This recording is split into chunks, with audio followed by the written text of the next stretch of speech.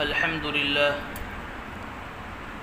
لله وحده والصلاة والسلام على من لا نبي بعده أما بعد فأعوذ بالله من الشيطان الرجيم بسم الله الرحمن الرحيم قل أعوذ برب الناس ملك الناس إله الناس من شر الوسواس الخناس الذي يوسوس في صدور الناس من الجنة والناس صدق الله العظيم وصدق رسوله النبي الكريم ونحن على ذلك لمن الشاهدين والشاكرين والحمد لله رب العالمين.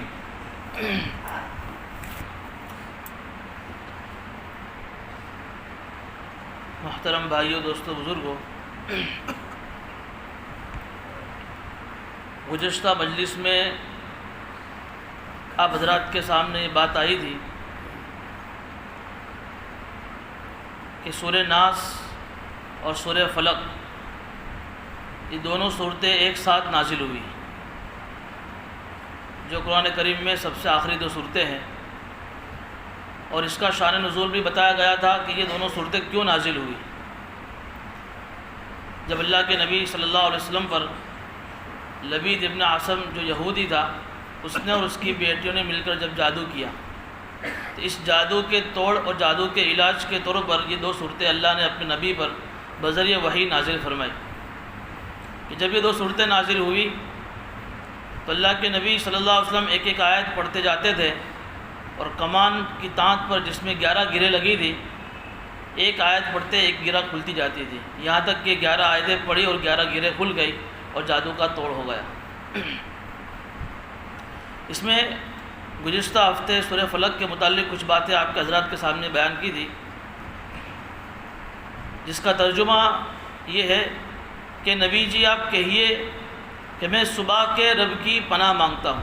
قل اعوذ برب الفلق، فلق یعنی صبح کے رب کی میں پناہ مانگتا ہوں. من شر ما خلق، ان تمام مخلوقات کے شر سے. من شر ما خلق، جو آپ نے پیدا کی. پھر اس کے بعد 3 چیزیں مستقل طور پر بیان کی تھی. ومن شر غاسق اذا وقب، اور اندھیرے کے شر سے جب وہ چھا جائے. ومن شر النفاثات فی العقد، دوسری چیز کہ ان جادوگروں کے شر سے جو گروہ پر پڑھ کر پھونک مارتے ہیں. تیسری چیز ومن شر حاسد اذا حسد، اور حسد کرنے والوں کے شر سے جب وہ حسد کرنے لگے. اب یہ سورہ ناس کا ترجمہ سنیے. اے نبی جی آپ کہیے میں لوگوں کے رب کی پناہ مانگتا ہوں. برب الناس، ملک الناس جو لوگوں کا بادشاہ ہے، الہ الناس جو لوگوں کا معبود ہے، من شر الوسواس الخناس اس شیطان کے شر سے جو بہت زیادہ وسوسے ڈالتا ہے اور وسوسے ڈال کر پیچھے کو چھپ جاتا ہے. الخناس وسوسہ ڈال کر پیچھے کو چھپ جاتا ہے. الذی یوسوس فی صدور الناس، کہ جو لوگوں کے دلوں میں وسوسہ ڈالتا ہے. من الجنۃ والناس، کہ وہ وسوسہ ڈالنے والا جنات میں سے ہو یا انسانوں میں سے. اب ان دونوں صورتوں کے ترجمہ سن لینے کے بعد تھوڑا سا اس کا مقابلہ کیجیے ان دونوں صورتوں میں. آپ نے دیکھا کہ پہلی جو سورت سورہ فلق تھی، اس میں اللہ رب العزت کی صرف ایک صفت کا تذکرہ ہے.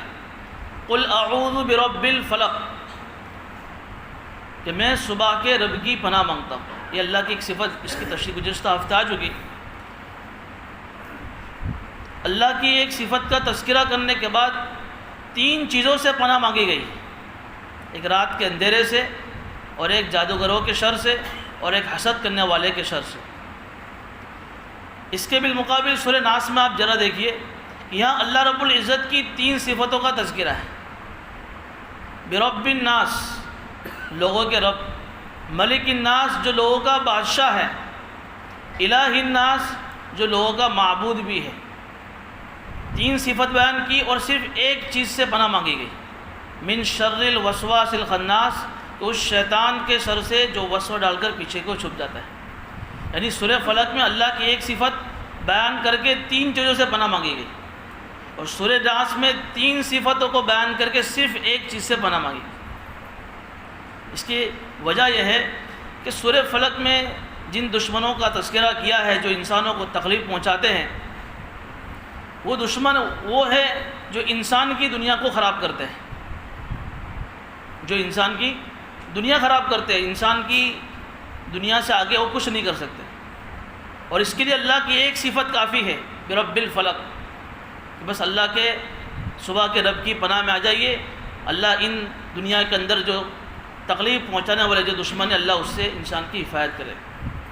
لیکن سورہ ناس میں اللہ کی 3 صفتیں بیان کرنے کے بعد جس دشمن سے پناہ چاہی گئی ہے، وہ دشمن وہ ہے جو انسان کی آخرت کو خراب کرنے والا ہے. بڑا خطرناک دشمن ہے، وہ ہے شیطان، کہ جس کا اگر زور انسانوں پر چل جاوے تو کبھی کبھی تو انسان کو کفر کی بارڈر تک پہنچا کر ہمیشہ کے لیے اس کو جہنم کا حقدار بنا دیتا ہے. تو اس کی ہمیشہ کی اس کی آخرت برباد کر دیتا ہے. اور ظاہر سی بات ہے کہ آخرت کا نقصان دنیا کے نقصان کے مقابلے میں بہت خطرناک ہے. کہ ایک آدمی دنیا کی زندگی میں پوری زندگی تکلیفوں میں گزار دے، یہ آسان ہے بنسبت اس سے کہ آدمی کچھ لمحے کے لیے جہنم میں چلا جائے. تو جہنم کی تھوڑے لمحوں کی جو وہاں کی گرمی ہے، یہ دنیا کی پوری زندگی کے تکلیف مقابلے میں بہت خطرناک ہے. اس لیے اس سورہ ناس میں اللہ نے اپنی 3 صفتوں کا تذکرہ کیا کہ میری ان 3 صفتوں کے ذریعے سے اس دشمن سے پناہ مانگو. اب دیکھیے، پہلی صفت ہے برب الناس. اور تینوں جو صفات بیان کی ہے، وہ تینوں صفتیں ایسی ہے کہ جو اپنے اندر حفاظت کا معنی بتاتی ہے. پہلی صفت ہے اللہ کے رب ہونے کی، کہ جو لوگوں کا رب ہے. رب کہتے ہیں تربیت کرنے والا، پرورش کرنے والا، پالنے والا، اور جو انسان کی زندگی کے ہر مرحلے میں انسان کی مصلحت کے مطابق انسان کی ساری ضرورتوں کو پوری کرنے والا. تو ظاہر سی بات ہے کہ جو خدا اور جو اللہ ایسا ہو جو انسان کی ہر وقت تربیت اور پرورش کرنے والا ہو، تو وہ ضرور اپنے انسان کی، جب وہ انسان اللہ کی پناہ مانگے گا، اس کی ضرور حفاظت کرے گا. دوسری صفت ہے ملک الناس، کہ جو لوگوں کا بادشاہ ہے. بادشاہ اگر حقیقی معنی میں بادشاہ ہے اور اس کے دل میں اگر مخلوق کی ہمدردی ہے، تو ضرور اپنے مخلوق کی رعایت، اپنے مخلوق کی اور اپنی رعیت کی حفاظت کرتا ہے. تو اللہ تو بادشاہوں کا بادشاہ ہے. للہ ملک السماوات والارض، کہ جس کی بادشاہت آسمانوں پر بھی ہے، جس کی بادشاہت زمینوں پر بھی ہے. تو ضرور بھی ضرور جو تمام لوگوں کا بادشاہ ہے، تمام چیزوں کا بادشاہ ہے، وہ ضرور انسان کی حفاظت کرے گا. الہ الناس، تیسری صفت بیان فرمائی کہ جو لوگوں کا معبود ہے. جب ہم اللہ کی عبادت کرتے ہیں تو اللہ اپنی عبادت کرنے والے کی ضرور حفاظت کرے گا. تو گویا کہ تینوں جو صفات اللہ کی نے بیان فرمائی ہے، وہ تینوں 3 صفات ایسی ہیں جو جس کے اندر حفاظت کا پہلو داخل ہے. اب کس چیز سے پناہ مانگنی ہے؟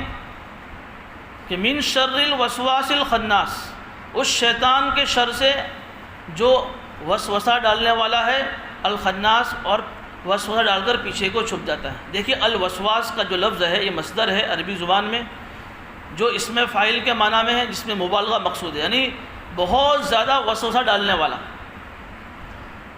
حدیث شریف میں اس کی وضاحت آئی ہے کہ ہر انسان کے دل کے اندر 2 گھر ہیں. اس کے ایک گھر میں فرشتہ ہے اور ایک گھر میں شیطان ہے. فرشتہ انسان کو ہر وقت اچھائیوں کے طرف لے جانے کی باتیں دل میں ڈالتا ہے، اور اس کے دوسرے گھر میں شیطان ہے، وہ ہمیشہ انسان کے دل میں برائی کے وسوسے ڈالتا ہے کہ یہ گناہ کر لوں، وہ گناہ کر لوں، یہ کر لوں، وہ کر لوں. تو یہ ہر وقت انسانوں کے دلوں میں وسوسے ڈالتا رہتا ہے. لیکن آگے اس کی ایک صفت بیان فرما رہے الخناس، کہ جو وسوسہ ڈال کر پیچھے کو چھپ جاتا ہے. حدیث شریف میں اس کی بھی وضاحت آئی ہے کہ جب آدمی اللہ کے ذکر سے جب غافل ہوتا ہے تو شیطان اپنی سونڈ، اپنی چونچ انسان کے دل پر رکھتا ہے. جس طرح آپ نے مچھر دیکھا ہوگا، جب وہ کاٹتا ہے تو اپنی سونڈ کیسے رکھتا ہے انسان کے اوپر، انسان کے بدن پر. تو اسی طریقے سے شیطان اپنی سونڈ کو اور اپنی چونچ کو انسان کے دل پر رکھتا ہے جب انسان اللہ کے ذکر سے غافل ہوتا ہے. اور اس وقت اپنی سونڈ کے ذریعے سے انسانوں کے دلوں میں برے برے وسوسے ڈالتا ہے. لیکن وَإِذَا ذَكَرَ، جب وہ اللہ کا ذکر کرتا ہے، اللہ کی طرف رجوع کرتا ہے، اللہ کی پناہ میں آتا ہے، تو وہ فوراً پیچھے کو چھپ جاتا ہے، وہ فوراً پیچھے کو چھپ جاتا ہے۔ اس کے دو مطلب بیان کے پیچھے چھپنے کے، کہ جب شیطان کسی انسان کے دل میں جب وسوسہ ڈالتا ہے، اور وسوسہ ڈالنے کے بعد اس کو کسی برائی کے کام پر جب لگاتا ہے، تو ایسا نہیں ہوتا کہ وہ بھی انسان کے ساتھ برابر کا شریک رہے، کہ تو نے اس برائی کی وجہ سے تجھے جو عذاب ملے گا میں بھی تیرے ساتھ اس عذاب میں شریک رہوں گا، بلکہ اس کو برائی کا وسوسہ اس کے دل میں ڈال کر اس کو برائی کے کام پہ لگا کر خود پیچھے بھاگ جاتا ہے، اس کا ساتھ نہیں دیتا ہے۔ ایک تو یہ مطلب وہ الخناس کا۔ دوسرا مطلب یہ بیان کیا الخناس کا کہ ہے تو بڑا خطرناک ہی شیطان، کہ اگر اس کا وسوسہ اگر انسان کے دلوں پر چل جاوے تو انسان کی آخرت کو برباد کر دے، لیکن اللہ اپنے بندوں کو تسلی دے رہے کہ گھبرانے کی ضرورت نہیں ہے بڑا خطرناک، لیکن اگر تم اللہ کی طرف رجوع کرو گے، اللہ کی پناہ میں آ جاؤ گے، اللہ کی حفاظت میں آ جاؤ گے، تو اس کا زور تمہارے اوپر نہیں چلے گا، وہ پیچھے بھاگ جائے گا۔ یہ انسانوں کے لیے ایک تسلی ہے کہ ہے خطرناک اگر اس کا زور تمہارے اوپر چل گیا تھا، لیکن اگر تم اللہ کی طرف رجوع کرو گے، اللہ کی پناہ میں آؤ گے کہ اللہ جو ہمارا رب ہے، جو لوگوں کا بادشاہ ہے، جو لوگوں کا معبود ہے، اللہ میں تیری پناہ میں آتا ہوں شیطان کے وسوسوں سے، شیطان کے شر سے، تو اللہ اس بندے کی شیطان سے حفاظت کر دیتے ہیں۔ یہ الخناس کا مطلب۔ اب دیکھیے شیطان کن کن طریقوں سے انسانوں کے دلوں میں وسوسے ڈالتا ہے۔ تفسیر عزیزی میں شاہ عبدالعزیز محدث دہلوی رحمۃ اللہ علیہ نے یہ بات ارشاد فرمائی کہ اگر شیطان کے وسوسوں کا تذکرہ کیا جائے تو اس کے لیے ایک بڑی ضخیم کتاب چاہیے، کئی مہینے لگ جاوے شیطان کے وسوسوں کو بیان کرنے میں، اتنی طریقے سے شیطان انسانوں کے دلوں میں وسوسے ڈالتا ہے۔ حضرت نے 12-13 چیزیں اپنی کتاب میں لکھی اور اس کے بعد یہ الفاظ استعمال فرمائے کہ اس کے سارے وسوسوں کو شمار کرنے کے لیے بڑی کتاب چاہیے۔ اس طریقے سے انسان شیطانوں کے دلوں پر مسلط ہو کر شیطانوں کے انسان کے دلوں میں وسوسے ڈالتا ہے۔ اس لیے یہاں ان ساری تفصیلات کا موقع تو نہیں ہے، کچھ وسوسوں کی قسمیں میں آپ کے سامنے بیان کرتا ہوں جو انسانوں کو پیش آتے ہیں۔ سب سے پہلا وسوسہ جو انسان کے دلوں میں شیطان ڈالتا ہے وہ ایمانیات کے تعلق سے۔ ایمانیات کہتے ہیں کہ جن چیزوں پر اللہ نے اپنے بندوں کو ایمان لانے کا حکم دیا، آمنت باللہ و ملائکتہ و کتبہ و رسولہ والیوم الآخر والقدر خیرہ و شرہ من اللہ تعالی والبعث بعد الموت۔ 7 چیزیں ہیں جن پر اللہ نے اپنے بندوں کو ایمان لانے کا حکم دیا، کہ اللہ پر، نبیوں پر، فرشتوں پر، رسولوں پر، آخرت پر، قیامت کے دن پر، مرنے کے بعد دوبارہ اٹھائے جانے پر، کہ ان میں سے کسی ایک چیز کے بارے میں بھی اگر کوئی آدمی کسی چیز کا انکار کر دے ہوئے تو وہ ایمان سے نکل جاتا ہے۔ اب شیطان کی سب سے پہلے کوشش یہ ہوتی ہے کہ وہ آدمی کے اس عقائد اور آدمی کے ایمان پر حملہ کرتا ہے۔ مثلا انسان کے دل میں کبھی تو یہ وسوسہ ڈالتا ہے کہ اللہ میاں ہے بھی کہ نہیں، اگر اللہ ہے تو اللہ کیسے ہیں، اور ایسے ایسے وسوسے آدمی کے دل میں اللہ تعالیٰ کے تعلق سے، نبیوں کے تعلق سے، یا ان چیزوں کے تعلق سے جو ہماری آنکھوں سے غائب ہے، جنت کے متعلق، جہنم کے متعلق، ایسی ایسی باتیں دلوں میں آتی ہے کہ انسان اس کو اپنی زبان پر لانا بوجھ محسوس کرتا ہے۔ یہی چیزیں صحابہ کے ساتھ بھی پیش آئی۔ مشکاہ شریف کے اندر بہت ساری روایت اس کے تعلق سے جمع کی۔ کچھ صحابہ اللہ کے نبی صلی اللہ علیہ وسلم کی خدمت میں آئے اور آ کر یہ عرض کیا کہ انا نجد فی انفسنا ما یتعاظم احدنا ان یتکلم بہ، کہ ہمارے دلوں میں ایسے ایسے وسوسے آتے ہیں یا نبی اللہ کہ ہم اس کو اپنی زبان پر لانا بھاری سمجھتے ہیں۔ اور ایک روایت میں تو یہ الفاظ استعمال فرمائے کہ دلوں میں ایسے وسوسے آتے ہیں کہ لأن اکون حمامۃ احب الی من ان اتکلم بہ، کہ میں جل کر راکھ ہو جاؤں، کوئلہ ہو جاؤں، یہ مجھے زیادہ پسند ہے بنسبت اس کے کہ میں اپنی زبان میں ان وسوسوں کو لاؤں۔ آج لوگوں کے دلوں میں بھی یہ وسوسے آتے ہیں۔ بعض مرتبہ آدمی بیٹھا ہوا ہے، غفلت میں ہے، اور شیطان آ کر ایسی باتیں دل میں ڈالتا ہے کہ ہم نے تو اللہ کو دیکھا نہیں ہے، نبی کو دیکھا نہیں ہے، اور اللہ ہے تو اللہ کہاں ہے۔ جیسے آج ایک دنیا کے اندر ایک قوم ہے دہریہ، جس کو ناستک بولتے ہیں، جو اللہ کو نہیں مانتی، وہ کہتی ہے کہ دنیا خود بخود چل رہی ہے، اس کا چلانے والا کوئی نہیں ہے۔ تو کبھی کبھی کسی دیندار کے ذہن میں یا کسی انسان کے ذہن میں ایسے وسوسے آتے ہیں۔ تو جب یہ صحابہ نے بھی یہ بات اللہ کے نبی صلی اللہ علیہ وسلم کے سامنے رکھی تو اللہ کے نبی نے فرمایا کہ اوقت وجدتم، کیا صحیح بات ہے تمہارے دل میں ایسے وسوسے آ رہے ہیں؟ کہ ہاں یا نبی اللہ۔ کہا کہ ذالک صریح الایمان، کہ گھبرانے کی بات نہیں، یہ تو آپ کے اندر ایمان ہونے کی نشانی ہے۔ اس لیے کہ شیطان اس جگہ حملہ کرے گا جس جگہ انسان کے دل میں ایمان ہوگا۔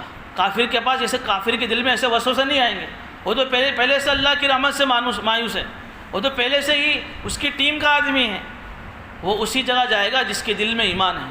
اسی متعلق کا واقعہ، ایک بزرگ کے پاس ایک آدمی آیا کہ حضرت میرے دل میں ایسے وسوسے بہت آ رہے ہیں، میں بڑا پریشان ہوں، کیا کروں؟ تو حضرت نے کہا دیکھیے چور اسی گھر میں ہوتا ہے جس گھر میں کچھ مال ہوتا ہے، تو جس دل میں کچھ ایمان ہے اسی دل پر شیطان حملہ کرتا ہے، گھبرانے کی ضرورت نہیں، یہ تو آپ کے اندر ایمان ہونے کی نشانی ہے۔ معلوم ہوا کہ شیطان کا پہلا حملہ، وسوسے کی جو پہلی قسم ہے وہ ایمانیات کے تعلق سے ہے، کہ دل میں ایسی باتیں ڈال کر آدمی کو گمراہ کرنے کی باتیں کرتا ہے۔ تو اس موقع پر اللہ اپنے بندوں سے اپنے نبی کے ذریعے سے یہ کہلوا رہے ہیں کہ گھبرانے کی ضرورت نہیں ہے، جب بھی دل میں ایسا وسوسہ آوے اللہ کی طرف رجوع کر لیجیے، اللہ کی پناہ میں آ جائیے۔ وَإِمَّا يَنزَغَنَّكَ مِنَ الشَّيْطَانِ نَزْغٌ فَاسْتَعِذْ بِاللَّهِ، جب شیطان تمہیں کچھ کچوکا لگائے، یعنی تمہارے دل میں وسوسہ ڈالے، اللہ کی پناہ میں آ جاؤ، تذکرے کرنے کی ضرورت نہیں، اللہ کی پناہ میں آ جاؤ، اللہ ایسے وسوسے تمہاری حفاظت فرمائے۔ لیکن یہاں ایک بات یہ یاد رکھنی چاہیے کہ ایمان یہ بہت بڑی قیمتی چیز ہے، آدمی کو گھبرانا تو نہیں چاہیے کہ چونکہ یہ وسوسہ شیطان کی طرف سے ہے، معلوم ہے کہ اس کے دل میں ایمان ہے، لیکن ایمان کی جو بہت بڑی قیمتی سرمایہ ہے ہمارے پاس، اس کی بڑی حفاظت کرنے کی ضرورت ہے۔ آج دنیا کے اندر جو میڈیا کے ذریعے سے، چاہے پرنٹ میڈیا ہو چاہے الیکٹرانک میڈیا ہو، یہ کوشش کی جا رہی ہے کہ ان کے سامنے ان میڈیا کے ذریعے سے ایسے اسلام کے بارے میں سوالات کھڑے کیے جاوے تاکہ ان کے دلوں میں شکوک و شبہات پیدا ہو جائے، تاکہ وہ اپنے ایمان سے محروم ہو جائے۔ اس لیے خبر پڑھنے کی حد تک تو صحیح ہے، ہم خبر پڑھ سکتے ہیں، لیکن ان میڈیا کے ذریعے سے ہم دین کو سمجھنے کی کوشش کریں، اسلام کو سمجھنے کی کوشش کریں، تو آدمی کے گمراہ ہونے کے بہت زیادہ چانسز، بلکہ آپ اپنے معتبر اور مسلک کے علماء کے پاس آ کر ان کے پاس دین سیکھیے، ورنہ اگر آپ اس کے ذریعے سے دین سیکھیں گے تو ظاہر سی بات ہے کہ آپ کے ذہنوں میں یہ ساری باتیں جب آئے گی تو سوالات پیدا ہوں گے۔ اب دیکھیے 3 طلاق کے بارے میں میڈیا کے کیسی باتیں پیش کر رہی، اب وہ نوجوان جو بالکل خالی ذہن ہے وہ سن رہا ہے اور اس کے تعلق سے سنتا ہے کہ وہ ایسی باتیں ہیں، پھر اس کے دل میں 3 طلاق کے بارے میں سوال پیدا ہوتا ہے، فلاں چیز کی اسلام کے بارے میں سوال پیدا ہوتا ہے۔ اس لیے دیکھیے زبان کا اثر ہوتا ہے، چیز ایک ہی ہے لیکن تم اس کو کس سے سیکھ رہے ہو، کہاں سے اس کو تم لے رہے ہو۔ ایک بزرگ کے پاس 2 آدمی آئے جو گمراہ عقیدے والے تھے، انہوں نے کہا کہ آپ ہم سے قرآن و حدیث کی 2 آیت سن لیجئے، کچھ قرآن کی آیت سنیے، کچھ حدیث سنیے۔ امام محمد بن سیرین جو خوابوں کی تعبیر کے بڑے امام تھے، انہوں نے کہا کہ آپ یہاں سے چلے جائیے، مجھے آپ کی کوئی بات نہیں سننی۔ کہا کہ کوئی بات نہیں، قرآن کی آیت سن لیجیے، آپ کو حدیث نہیں سننی۔ کہا کہ چلے جائیے، اگر آپ یہاں سے نہیں جائیں گے میں یہاں سے اٹھ کر نکل جاؤں گا۔ چنانچہ وہ کھڑے ہو کر چلے گئے۔ اب ان کے پاس شاگردوں کا مجمع تھا، شاگرد پوچھا کہ حضرت کوئی بری بات تو تھی نہیں، آپ کے سامنے قرآن کی بات پیش کر رہے تھے، آپ قرآن کی آیت کو سن لیتے ہیں۔ کہا کہ مجھے معلوم ہے کہ قرآن کی آیت، لیکن مجھے ڈر ہے کہ کہیں ان گمراہ عقیدے والے کی زبان سے اگر میں قرآن کی کوئی آیت کو سنوں اور سننے کے بعد میرے دل میں کوئی اعتراض پیدا ہو جاوے جس کا میرے پاس کوئی حل نہ ہوئے اور میں ایمان سے محروم ہو جاؤں۔ دیکھیے ہمارے ان بزرگوں کی تابعین کی کتنی احتیاط اپنے ایمان کے بارے میں، اور اس کے بالمقابل آج ہم جس ماحول میں ہیں، کیا کیا ہم پڑھ رہے ہیں، اور پھر ہمارے ذہنوں میں جب ایسے وسوسے آتے ہیں تو آدمی پریشان ہو جاتا ہے۔ اس لیے ایمان بہت بڑی قیمتی چیز ہے، شیطان یہ انسان کے ایمان کا لٹورا ہے، چور ہے، آدمی کو اس سے بچنے کی بڑی ضرورت ہے۔ تو یہ وسوسے کی پہلی قسم ہوئی۔ دوسری قسم وسوسے کی یہ ہے کہ شیطان انسان کے دلوں میں گناہوں کے خیالات ڈالتا ہے۔ دنیا میں کوئی آدمی ایسا نہیں ہے جس کو وسوسہ نہ آتا ہو، چاہے وہ کتنا بڑا بزرگ ہو، کتنا بڑا ابدال ہو، کتب ہو، کوئی بھی ہو۔ صحابہ کے دلوں میں وسوسے آئے ہیں، لیکن وسوسہ آنے کے بعد اس پر عمل نہ کرنا یہ بہت بڑے کمال کی بات ہے۔ اس لیے شیطان کا دوسرا جو حربہ ہوتا ہے وہ انسانوں کے دلوں میں گناہوں کے وسوسے ڈالتا ہے۔ حدیث شریف میں آتا ہے کہ اگر صرف دلوں میں وسوسے ہیں، انسان اس وسوسے پر عمل کر کے گناہ نہیں کرتا ہے تو اللہ کے یہاں اس کی پکڑ نہیں ہوتی۔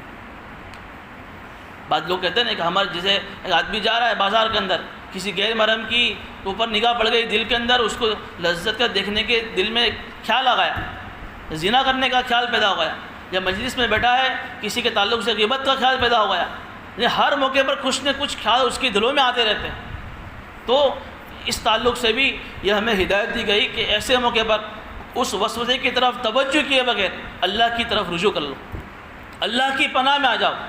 حدیث شریف میں آتا ہے کہ وسوست بھی صدورها ما لم تعمل او تکلم بھی، جب تک اس پر عمل نہیں کرے گا ایسے وسوسے اللہ کی یہاں پکڑ نہیں ہوگی۔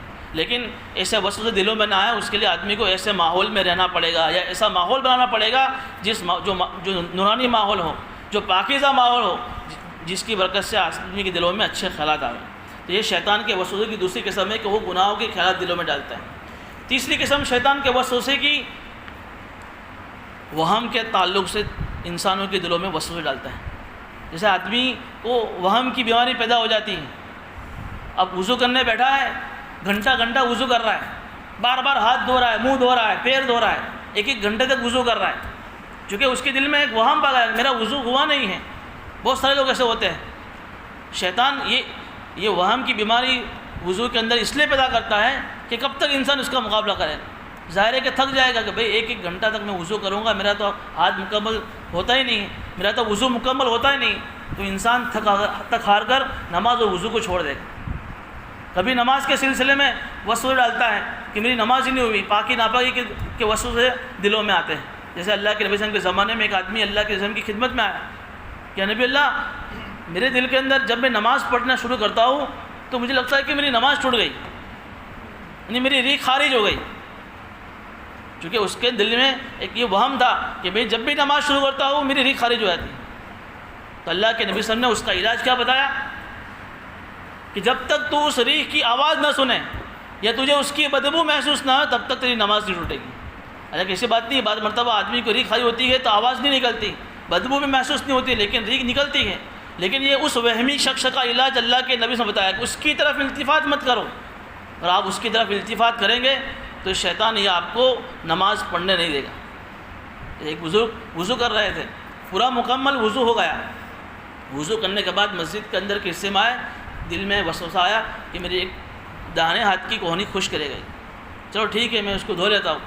دھونے کے لیے گئے دوبارہ، اب آئے واپس سے دل میں وسوسہ آیا کہ آپ کی بائیں ہاتھ کی کوہنی بھی خشک رہ گئی، تو بزرگ واپس چلے گئے۔ پھر جب تیسری مرتبہ اندر آئے تو کہا کہ آپ کا ٹخنا بھی خشک رہ گیا، تو سمجھ گئے کہ یہ شیطان کے وسوسے کا اثر ہے جو مجھے نماز سے روکنے کے لیے میرے دل میں وسوسہ ڈالتا ہے۔ تب حضرت نے کہا کہ تو اب چاہے مجھے لاکھ میرے دلوں میں وسوسہ ڈالے، اب میں اسی وضو سے نماز پڑھ کے رہوں گا۔ جب یہ الفاظ استعمال کیے وہ پھاگ گیا۔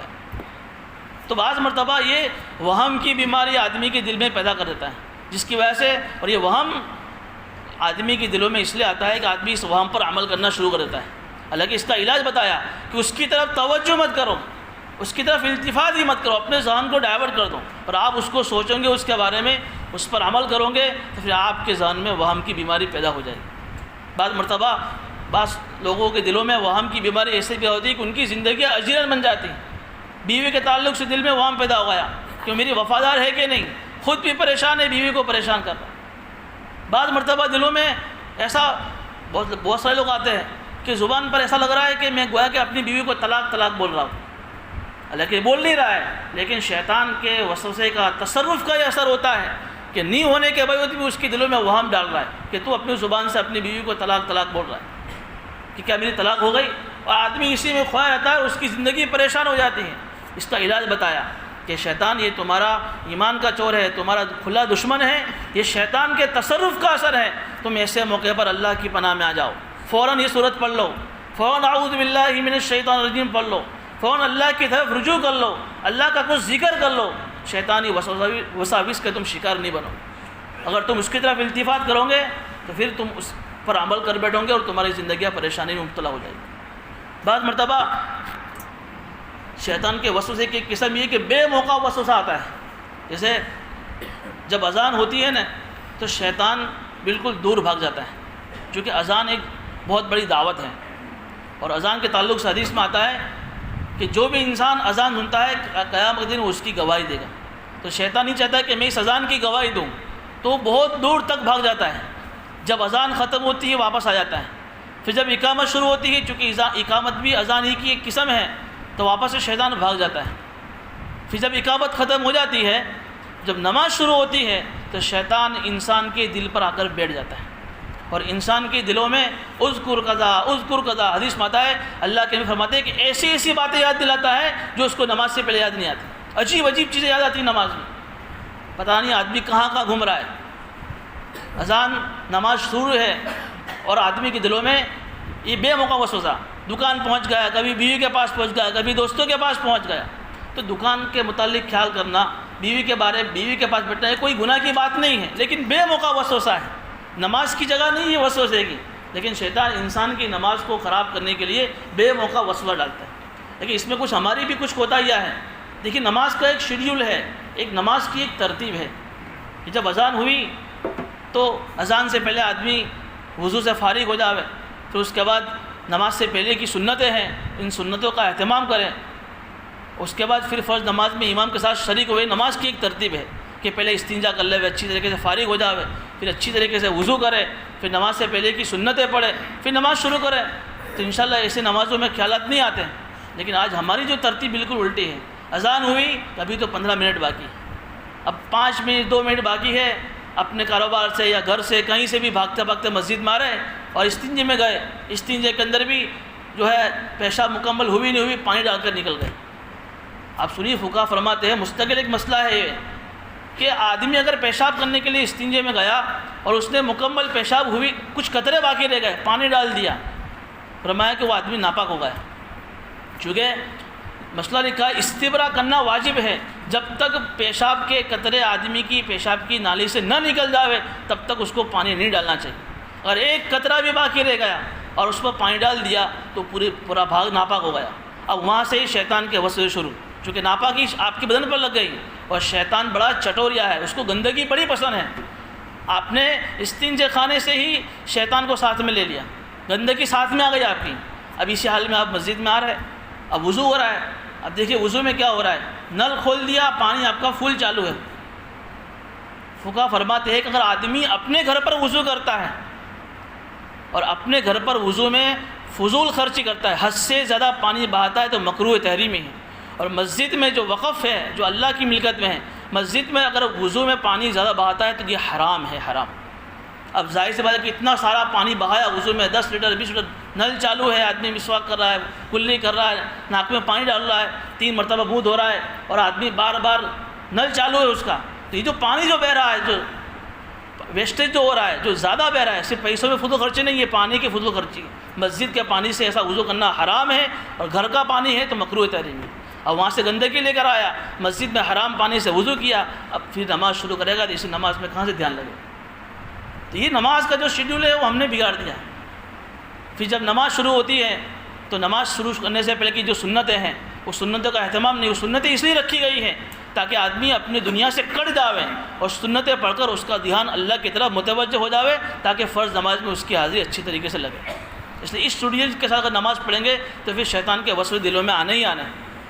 لیکن اگر پھر بھی ایک آدمی اچھی طریقے سے وضو کر رہا ہے، اچھی طریقے سے استنجا کر رہا ہے، پھر بھی اگر نماز میں وسوسے آ رہے ہیں تو ہمارے فقہا فرماتے ہیں، ہمارے علماء فرماتے ہیں، پھر بھی لگے رہو، نماز میں دھیان جمانے کی کوشش کرو.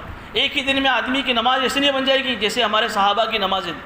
جیسے ایک آدمی نے آج بزنس شروع کیا کل کروڑ پتی بن جائے، ویسا نہیں ہوتا ہے. دھیرے دھیرے دھیرے دھیرے وہ آدمی اپنے بزنس میں آگے بڑھتا ہے. آج آپ نے اگر نیت کی ہے کہ انشاءاللہ آج میں ایسی نماز پڑھوں گا کل فجر سے کہ میری نماز میں ایک بھی دھیان نہ آئے، تو آپ دیکھیے الرحمن الرحیم پڑھیں گے، مالک یوم الدین سے آپ کی گاڑی پٹری سے اتر جائے گی. تو گھبرانے کی ضرورت نہیں ہے. کچھ دنوں کے بعد پھر مالک یوم الدین پر آپ کا دھیان لگے گا. کچھ دنوں بعد سورہ فاتحہ مکمل آپ دھیان کے ساتھ پڑھیں گے. پھر کچھ دنوں کے بعد پوری ایک رکعت آپ کی ایسی ہو جائے گی، مستقل آپ اس کے پیچھے لگے رہیں گے، دھیان جمانے کی کوشش کریں گے، تو انشاءاللہ یہ نمازوں میں جو خیال جو آتے ہیں وسوسے نہیں آئیں گے. اس لیے یہ شیطان کا ایک حربہ یہ بھی ہے کہ وہ بے موقع وسوسہ نمازوں میں ڈالتا ہے، وضو میں بھی ڈالتا ہے نا. اس لیے وضو کے اندر بھی اگر کسی آدمی کو یہ وہم کی بیماری ہے کہ میرا ہاتھ خوش کرے گا، میرا عضو خوش کرے گا، تو ہمارے بزرگ فرماتے ہیں کہ 3 مرتبہ دھونا جو سنت ہے، اچھی طریقے سے دھونے کے بعد پھر اگر خیال آ رہا ہے تو اس کی طرف توجہ نہ کرے، مسجد میں آ جائے. تو یہ شیطان کا تعلق سے کچھ باتیں تھی کہ کچھ وسوسے یہ انسانوں کے دلوں میں ڈال کر انسانوں کو گمراہ کرنے کی کوشش کرتا ہے. تو الذی یوسوس فی صدور الناس، کہ میں ان تینوں صفتوں کے ذریعے سے اس شیطان کے شر سے پناہ چاہ رہا ہوں جو بہت زیادہ وسوسے ڈالنے والا ہے اور وسوسے ڈال کر پیچھے کو چھپ جاتا ہے، اور جو لوگوں کے دلوں میں وسوسے ڈالتا ہے وہ وسوسے ڈالنے والا من الجنتی، جنات میں سے ہو یا انسانوں میں سے ہو. دیکھیے جنات کے تعلق سے کچھ باتیں کنفیوژن کی ہوتی ہے کہ شیطان کیا ہے، جنات کیا ہے، ابلیس کیا ہے. کچھ باتیں ہیں، جس طرح ہم آدم علیہ السلام کی اولاد میں ہیں، ہم کو آدمی کہا جاتا ہے. آدمی یعنی آدم والا، چاہے مرد ہو عورت دونوں کو آدمی کہا جاتا ہے. حضرت آدم علیہ السلام یہ ہمارے جد امجد ہے، ہمارے وڈیل ہے، ہمارے دادا ہے، انہی کی ہم اولاد ہے، انہی کی طرف نسبت کرتے ہوئے ہمیں آدمی کہا جاتا ہے. ان سے پہلے اللہ نے جان کو پیدا کیا تھا. وَخَلَقَ الْجَانَّ مِن مَّارِجٍ مِّن نَّارٍ، ہے نا. جان یہ اللہ کی ایک مخلوق تھی. اللہ نے آدم علیہ السلام سے کئی ہزار برس پہلے ان کو پیدا کیا، جن کو اللہ نے آگ سے پیدا کیا. تو اسی سے جنات بنا. ان کی اولاد کو جنات کہا جاتا ہے، جان کی اولاد کو جنات کہا جاتا ہے. اور جنات چاہے مردوں میں سے ہو چاہے عورتوں میں سے ہو. اسی جنات کے اندر سے ایک خاص پرسن، ایک خاص آدمی ہے شیطان. اب شیطان کہتے ہیں سرکشی کرنے والا، چونکہ اس نے اللہ کے حکم کو ٹھکرایا. اس کا دوسرا وصف ہے، اس کا اصلی نام شیطان نہیں ہے، یہ اس کی وصفی نام ہے. سرکشی کرنے کی وجہ سے اس کو شیطان کہا جاتا ہے. اسی کو ابلیس کہتے ہیں. ابلیس کا مطلب جو اللہ کی رحمت سے دور، چونکہ اللہ کے آدم علیہ السلام کو سجدہ کرنے سے ان کے انکار کیا، اللہ نے ہمیشہ کے لیے اس کو اپنی رحمت سے دور کر دیا. اس کو ابلیس بھی کہتے ہیں. اس کا اصلی نام ہے عزازیل. اس کا اصلی نام کیا ہے؟ شیطان کا عزازیل ہے. یہ جو اصل بڑا سب سے بڑا شیطان ہے، جو گرو گھنٹال ہے، سب شیطان اور جو دوسرے جو شیطان ہیں سب اس کے چیلے چپاٹے ہیں. سب سے بڑا جو شیطان ہے وہ عزازیل ہے، جس نے حضرت آدم علیہ السلام کے سامنے سجدہ کرنے سے انکار کر دیا، جو اللہ کی رحمت سے دور ہو گیا. یہ سب سے بڑا ہے. اور اس نے اپنے ہاتھ کی اور بھی بہت سارے شیطانوں کی ٹیم تیار کر رکھی ہے جو اس کے چیلے چپاٹے. حدیث شریف میں آتا ہے نا کہ شیطان روزانہ سمندر کے اوپر اپنا تخت بچھا کر ایک میٹنگ لگاتا ہے، اور اس کے جو چیلے چپاٹے سب سے کارگزاری لیتا ہے کہ آج آپ نے کیا کام کیا. کوئی کہتا ہے کہ میں نے آج کسی انسان کو اپنے دھندے پر اتنا مشہور کر دیا کہ نماز پڑھنے سے روک دیا. کسی کو زکوٰۃ کے دل میں وسوسہ ڈال کر اس کو زکوٰۃ سے ادا نہیں کرنے دی، فلاں کر دیا فلاں کر دیا. لیکن شیطان شیطان جو سب سے بڑا گرو ہے وہ کسی کی تعریف نہیں کرتا. ایک چھوٹا شیطان کھڑا ہوتا ہے کہ تو نے کیا کام کیا، کہ آج میں نے 2 میاں بیوی میں جھگڑا کروا کر اس میں طلاق کروا دی. تو شیطان سب سے زیادہ اس کی تعریف کرتا ہے کہ تو نے سب سے اچھا کام کیا ہے. اس لیے کہ جب یہ 2 میں جھگڑا ہوگا تو 2 خاندانوں میں جھگڑا ہوگا، اور جھگڑے کی نحوست سے خاندان ہمیشہ کے لیے آپس میں لڑتے رہیں. تو یہ شیطان کی اثر ہوتا ہے کہ اس شیطان کے چیلے ہوتے ہیں جو شیطان کے حکم پر کام کرتے ہیں. تو یہ وسوسہ ڈالنے والے کبھی تو شیطان جنات میں سے ہوتے ہیں، کبھی انسانوں میں سے ہوتے ہیں. من الجنتی والناس. انسانی شیطان کا مطلب یہ ہے کہ سب سے بڑا انسانی شیطان یہ انسان کا اپنا نفس ہے. تو ہر مرتبہ کوئی گناہ شیطان سے نہیں ہوتے ہیں. رمضان کا مہینے میں تو سارے شیطان قید ہو جاتے ہیں.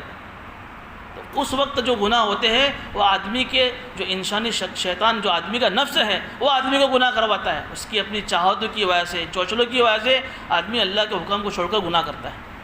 اور کبھی انسانی شیطان سے یہ بھی مراد ہے کہ انسان کے برے ساتھی، انسان کے برے دوست جو ہر وقت انسانوں کو برائی کے راستے پر لے جانے کے لیے لگے رہتے ہیں.